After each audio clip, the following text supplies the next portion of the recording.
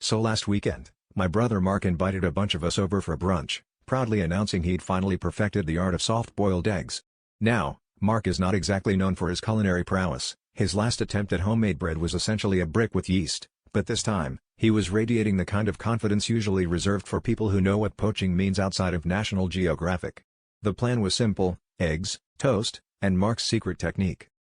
As soon as we arrived, things seemed off. Mark had set up a dozen digital timers on the counter, each labeled with cryptic notes like egg number 3, 4:03 p.m., 6.5 minutes, lunar phase. He was muttering to himself about thermal equilibrium and asking Siri to calculate the boiling point of water at our exact elevation. Every 5 minutes, he'd set a new timer, peer into a pot on the stove, and scribble something in a notebook. We kept offering to help, but he insisted that true artistry can't be rushed, which was a weird thing to say about eggs. 6 hours later, the kitchen looked like a bomb had gone off, eggshells everywhere, a pile of rejected yolks, and the lingering scent of something burned.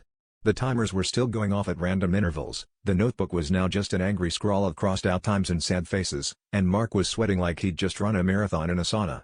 Finally, with great ceremony, he lifted the saucepan and announced the eggs were ready. Except, instead of eggs, we found 12 rock-hard, blackened herbs welded to the bottom of a now unrecognizable pan. Turns out, Mark's secret ingredient was forgetting to add water.